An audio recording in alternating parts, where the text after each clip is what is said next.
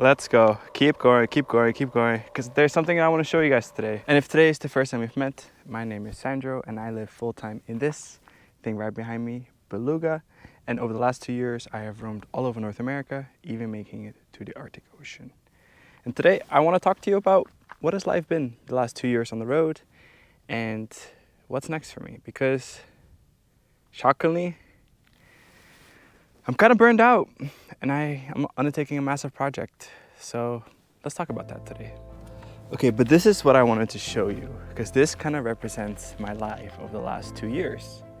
And I got this in Inukshuk. This is I'm gonna butcher this. This is a Inukshuk, if I said that right. And I got it in Inukshuk about 4 months ago when I made it to the Arctic Ocean. And this represents my life on the road. Let me explain to you what I mean with this. In the Inuit culture, Inuk means person and Shuk means lack of. And this essentially is, in the Arctic region, a guiding symbol towards, as you can see, one end is a little bit longer than the other.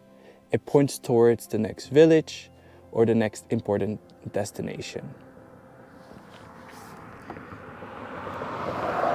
Yeah, cars along the road, right? When you live on the road. But this kind of represents my life over the last 2 years or so. I feel like I'm being guided a certain direction, not from a person, but I feel like it's kind of the universe guiding me. I'm getting out of town. Whatever you call it, I am running away from my responsibilities. Arm feels good. It's a question I get pretty much most days, is how do I keep myself afloat living in this, doing YouTube full time? And it's difficult, it really is. I do some 1099 work, like video editing on the side, but most of my time, it's this, YouTube, working very hard, trying to reflect my life as honestly as I can through a set of lens. Because I think YouTube, it's definitely a very edited platform, but I like showing kind of the raw nature, the raw experiences of life on the road. And I do this mostly for myself as well. As much as I like to make videos, I thoroughly enjoy just living inside of this. I've really made it my home.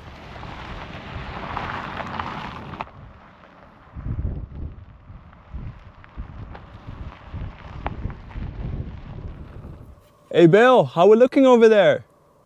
I think we're good. Yeah, do you remember what happened last time when you took my advice? We should be okay. I think so. Is that going by itself? Yeah. Well, just more faster, right? Great.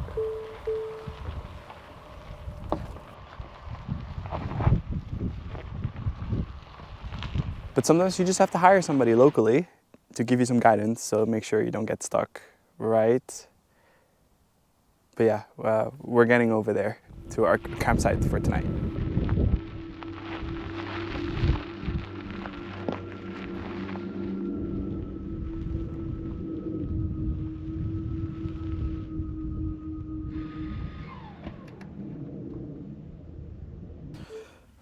Okay, this is gonna be home for tonight. Ta-da! Ta-da! Yeah, so I want to talk about the unexpected twist of the road the last few weeks or so. Okay, that's fixed. Spices. Let's make some coffee. I actually have been fasting for the last 18 hours or so.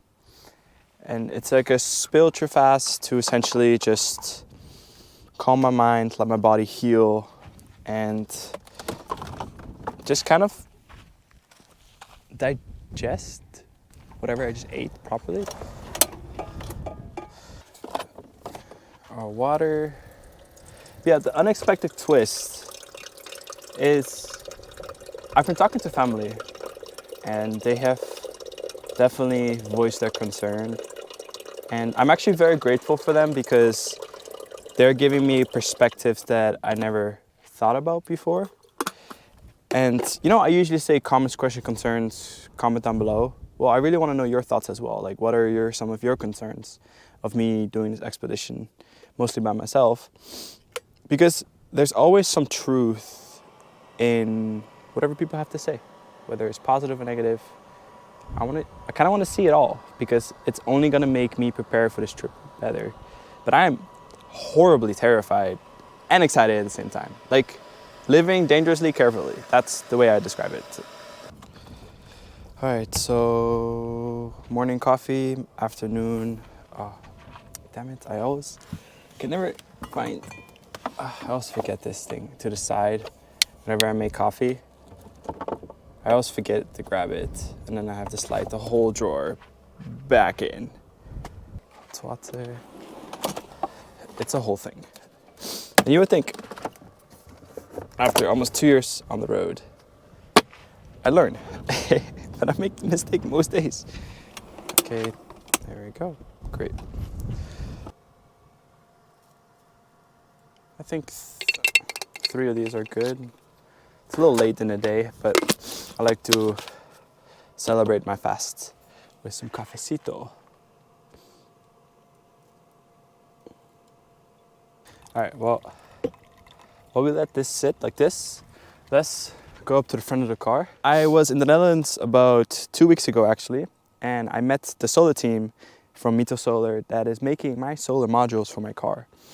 And I cannot give everything away yet, but there are little slim pieces that I can show and talk about. So I'm getting about 300 watts of solar panels on my car. They're gonna be glued on like a flexible panel. I need to turn that automatic front open off, because anytime I get near the car, it does that, which is kind of annoying. But so yeah, I'm getting 300 watts of solar on the hood, and that's essentially gonna power all my appliances, and I can charge my car. But charging for me, I don't think is necessarily an issue, because how often have I ran out of charge over the last 2 years living on the road? 0 times. And haven't gotten close? No. The AI is good. I also am very, I think, knowledgeable on what to do to kind of prep for this, for trips like that are remote. And I already kind of planned the route itself. But yeah, I don't want to carry a bigger battery pack to power the car. I just want to make sure that, let's say I do run out of charge, or if I'm in a dicey situation, that I have enough juice in the external to call for help. Hopefully not, but that's kind of the idea behind the solar is, yes, I could charge my car in theory. There's a lot of efficiency lost from like the panels through the cable into the battery, into the car. So optimally, no. Doable, yes. There's something magical about just coffee in the desert by yourself, peacefully, got some shade. It's 25 degrees Celsius right now, and it's December. I'm wearing shorts again. It's wild. It's like the coast in Portugal where I was a few weeks ago. Love it. All right, so that's good. Another logistical aspect of this trip is the financial aspect, because I will have to pay for tolls, importing the car, getting your tips, temporary import permits for each country. It's a lot of tedious work. And shipping the car, there's an aspect to that as well, because there's the Darien Gap. So if I explain that briefly, it's in Panama. It's called in the Darien Zone. I used to live in Panama. I speak decent Spanish, which I think is 50% of the battle. So shipping the car over or through the Darien Gap, you actually don't do that. You go around it. It goes from Panama to Colombia. And that's essentially how you get around. And there's companies who do that specifically for overlanding expeditions like this. So I have a few lined up, and once I start getting closer to Panama, if I really feel safe, and if I still want to continue to do this trip, be honest here with you guys, then I'll start to solidify those plans. There is one pro to having a gas car.